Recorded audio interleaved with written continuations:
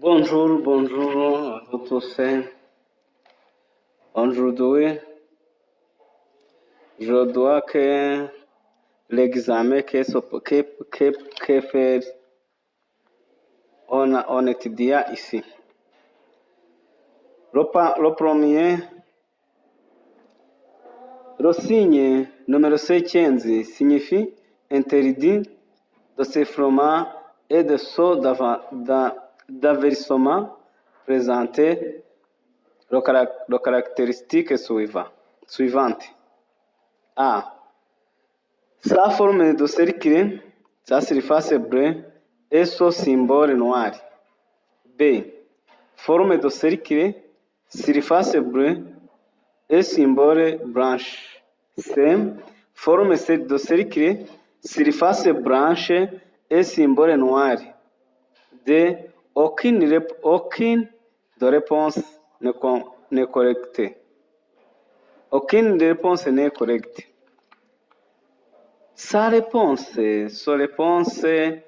c'est-à-dire la forme de signalisation, de signe d'interdit, c'est la forme de cercle, surface blanche et symbole noir.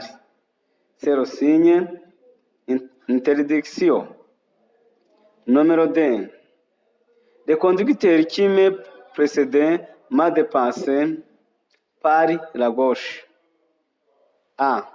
Je peux à mon tour le dépasser à droite. B. Je ne peux pas le dépasser. C. Je peux à mon tour le dépasser à gauche. Donc, je disposerai d'un espace suffisant. D. Aucune des réponses n'est correcte. Le conducteur, on doit que le conducteur, c'est qui a dirigé le véhicule, qui m'a précédé, m'a dépensé par la gauche. Le dépensement s'effectue à la gauche des autres véhicules qui à l'avant de toi. Premièrement, on a indiqué comment utiliser indication ou clignoter. Qu'est-ce que tu penses? Tous les conducteurs qui conduisent à voie ont dépensé à gauche. C'est-à-dire tout n'est pas disposé, n'est pas tout se fait à la gauche. Il y a quelquefois à droite. Qui en voiture qui ont avant et remarquez que tourne à gauche. Entrer en d'autres voies ou intersection, il y a à gauche. C'est-à-dire que on peut à droite. Ma réponse, c'est dit que je peux mon tour de passer à gauche, donc je disposerai d'un espace suffisant. C'était la réponse. 3. Que signifie ce signe? A. Le poids maximum autorisé est de 3 tonnes. B. Aucune inscription pour le véhicule transportant de marchandises. B. C.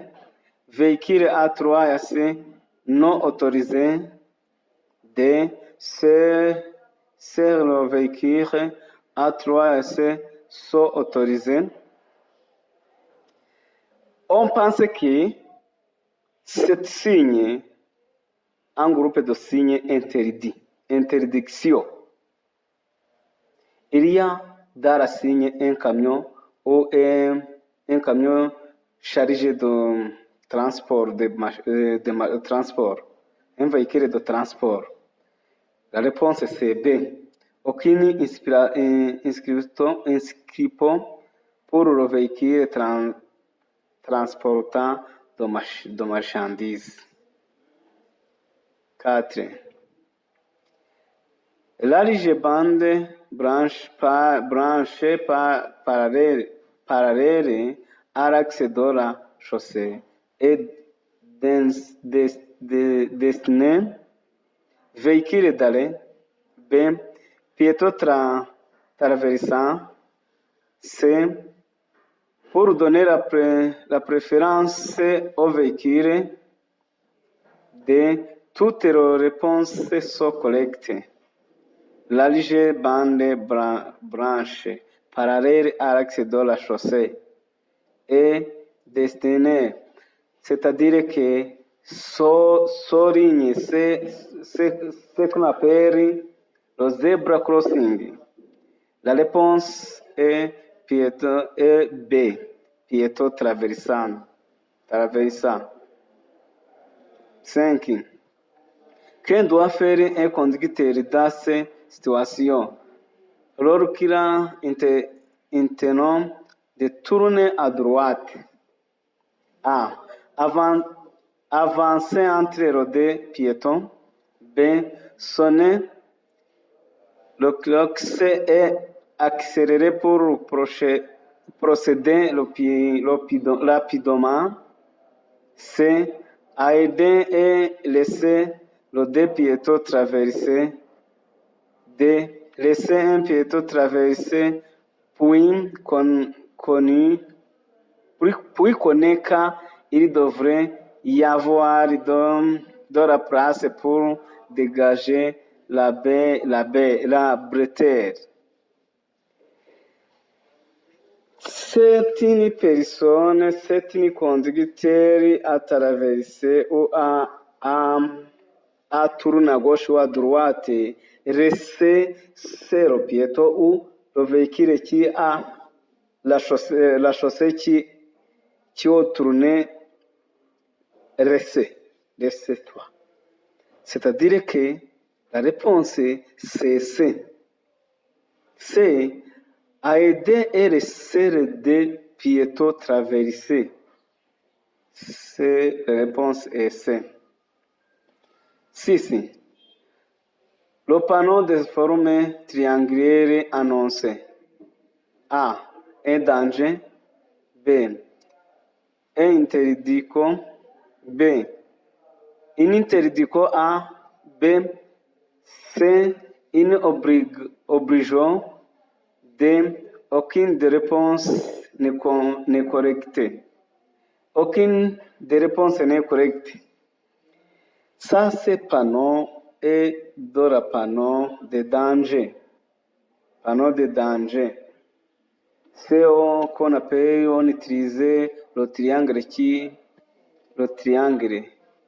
on utilise par accident, par un obstacle qui contre, on utilise le triangle.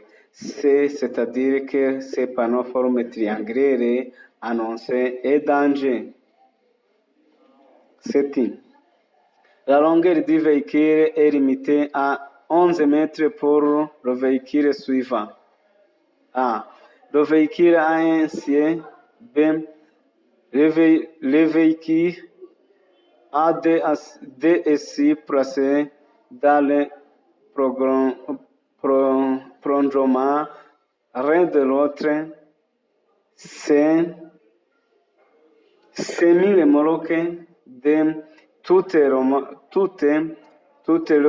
réponses sont fausses. Un véhicule, on utilise la longueur du véhicule pour essayer qui a compris. Le véhicule a un compris et 7 mètres. Le véhicule a un essai 7 mètres. Le véhicule a deux essais placés dans le prolongement et l'autre est 7 mètres. Le véhicule En D et C, 11 mètres. Tandis que celle-ci n'est pas de réponse. Toutes les réponses sont fausses. La réponse est D. 8. Si le changement est constitué de céréales, café,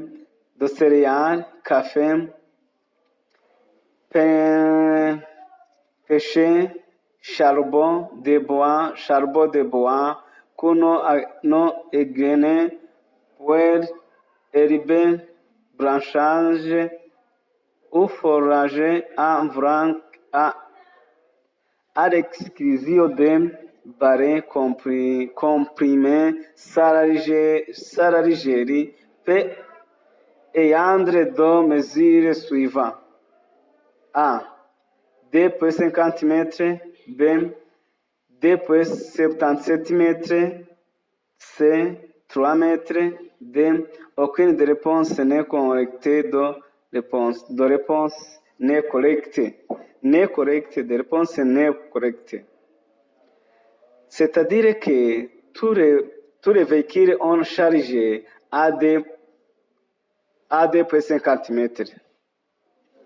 Indique que on dit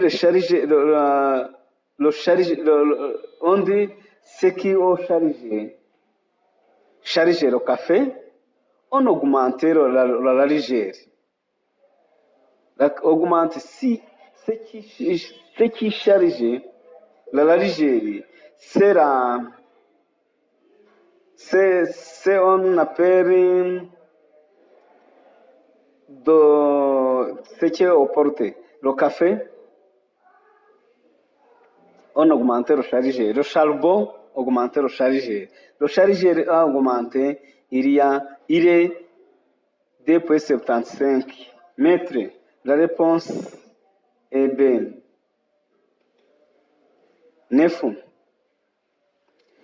Le véhicule agricole et matériel spécial ont employé par les entreprises de travaux, lorsqu'il n'est pas possible de voir discrètement jusqu'à une distance de 200 mètres à cause de la nuit, à raison de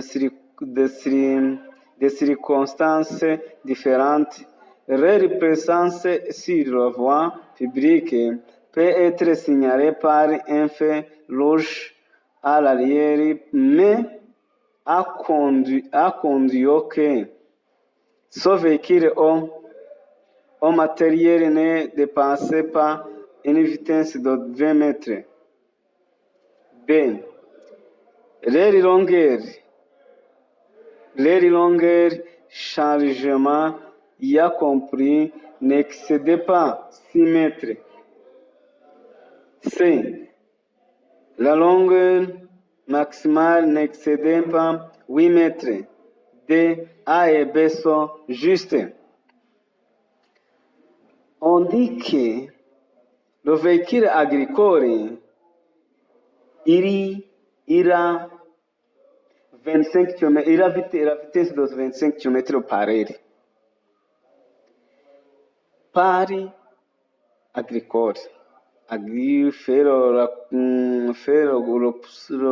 route, la voie, etc. Tandis que ce véhicule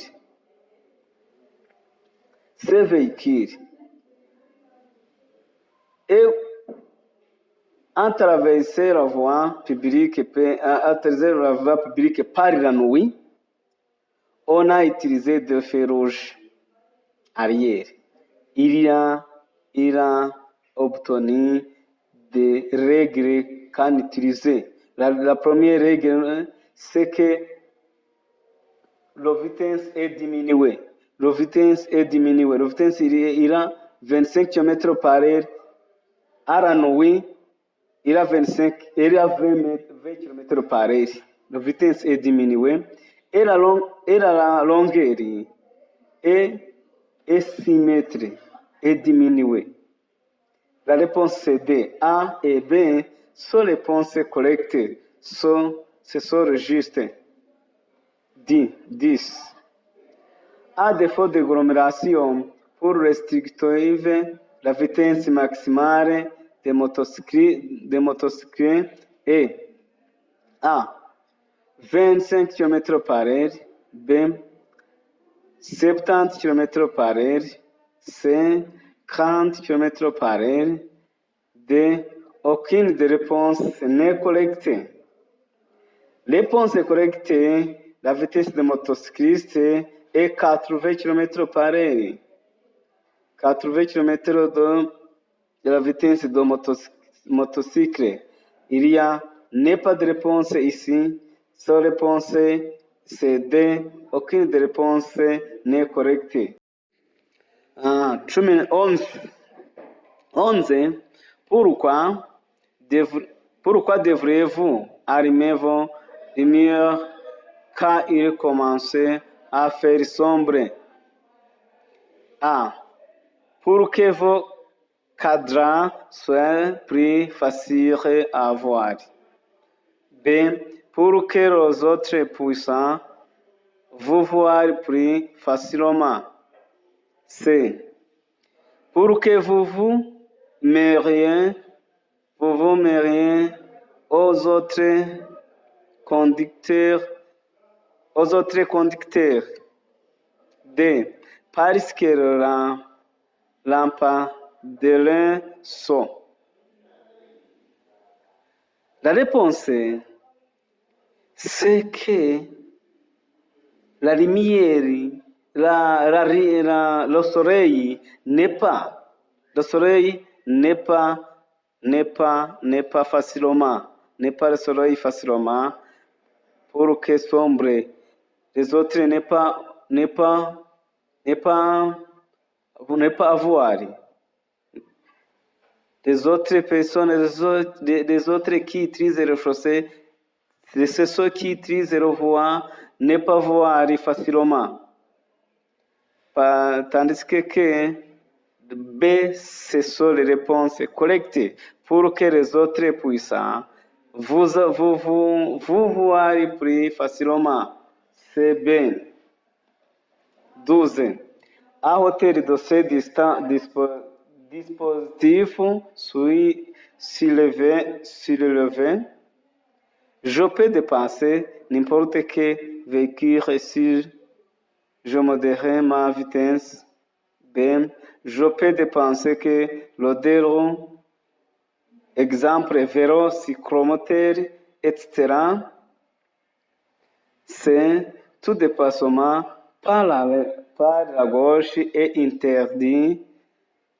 D, A et B sont collectés. La réponse c'est tout dépassement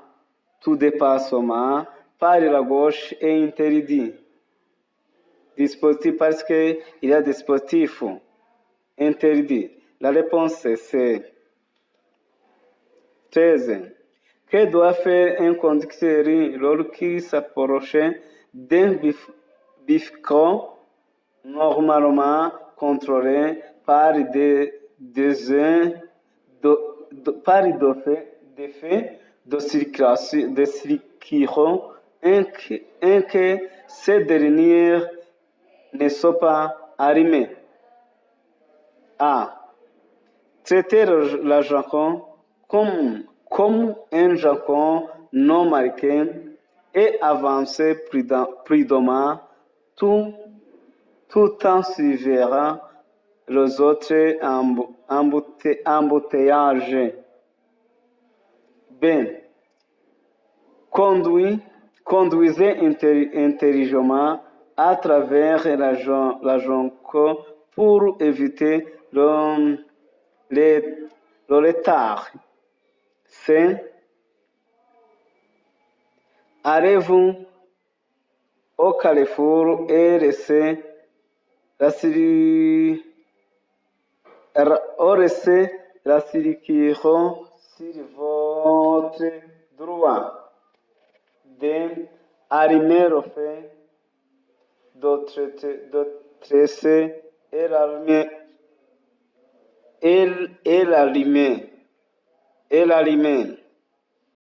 La réponse c'est A, parce que traiter le jonco comme un jonco non marqué et avancer prudemment tout en surveillant les autres embouteillages. Parce que, parce que tu tu vas prudemment pour que les autres conducteurs qui trouvaient à gauche ou à droite, on regarde à gauche ou à droite. Parce que il y a un embouteillage, parce que n'est pas. Le déjà qualifié n'est pas. Le fait de route, on, on va prudemment. C'est la réponse, c'est A. 14. Que signifie ce signe? A. Fait d'autoroute. B. Le passage sur la chaussée opposée n'est pas autorisé. C. Pas de dépensement. D.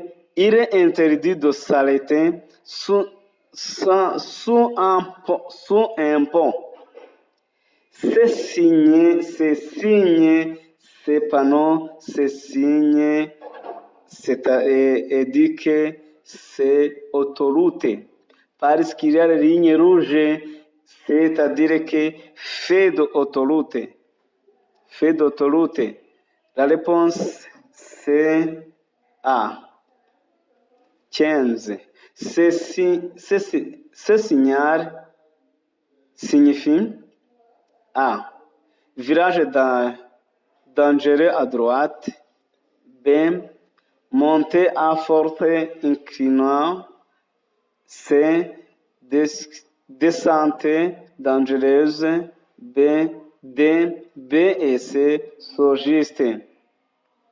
On pense que ce signal, il y a un groupe de signaux de danger. Par le signal de danger en forme triangulaire. On indique que ce signe indique que c'est le virage dangereux à droite. Virage dangereux à droite. La réponse c'est A. 16. Vous vous approchez une intersection au reflet de circuit ne fonctionnez pas. Que devriez-vous lorsque police donner ce signal? A. Tournez à gauche seulement. B. Tournez à droite seulement. Connue devant. C. Arrêtez-vous à la ligne d'arrêt. D. Connue devant. C'est déjà qualifié au fait cet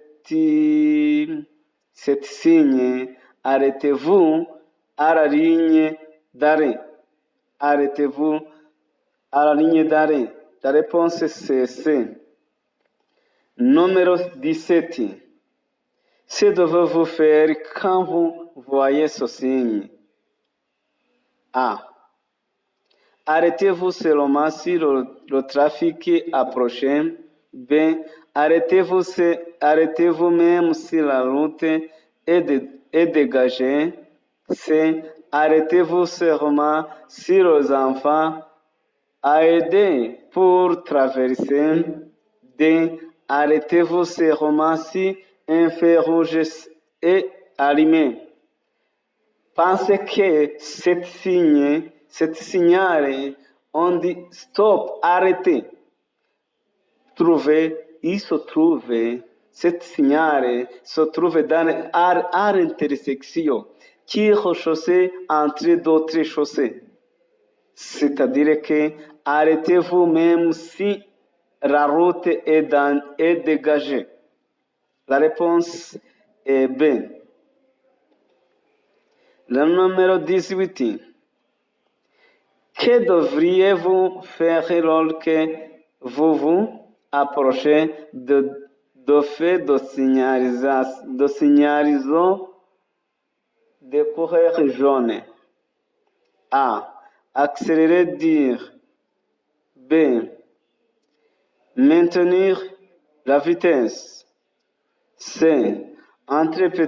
Être prêt à s'arrêter. D. Freiner fort.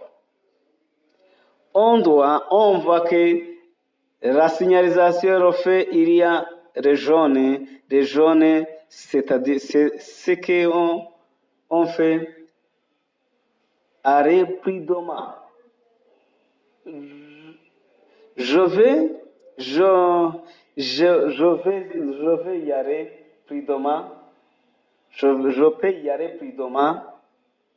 C'est-à-dire que c'est fait être prêt à s'arrêter. La réponse est C. Numéro 19. Les bonnes places aux extrémités, les figues pour le piéton, situées sur le chaussée, ainsi que les bornes et autres dispositifs destinés à canaliser la silicone sont revêtus de peinture suivante. A. Jaune réfléchissante. B. Blanche réfléchissante. C. Orange réfléchissante. D. Aucune réponse n'est collectée. C'est-à-dire que au revoir de piéton et à côté de trottoirs bordés de routes, on a regardé le coureur noir et blanc, c'est-à-dire n'est pas visibilité fraîchement.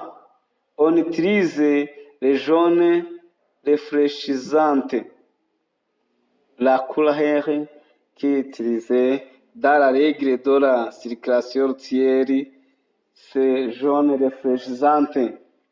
On dit que la règle est signalée en Autriche. En Autriche. La réponse est A.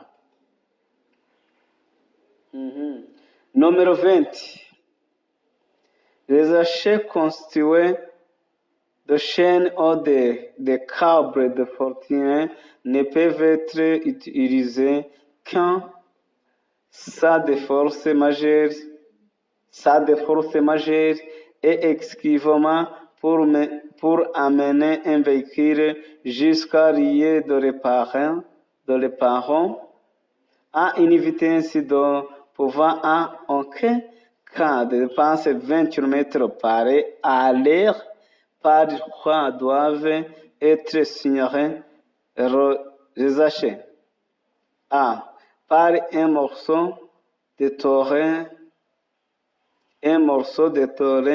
de couleur rouge de 0,5 m minimum de côté. B. Par un feu de couleur orange. C. Par un panneau brun carré de moins 0,20 m. D. Aucune de réponse n'est collectée de ces réponses. Cet panneau, on a utilisé pour amener le véhicule au lieu de repasser. Il a utilisé le panneau. Ce qu'on appelle, c'est le panneau blanc à au moins de 0,30 m. Tandis que celui-ci, à la titre C, on parle un panneau de blanc carré de moins de 0,20 m n'est pas correct. Il y a 0,30 m. La réponse c'est D. Aucune de réponse n'est correcte. Merci de tout. On fait ici Merci, je m'appelle Maître JP.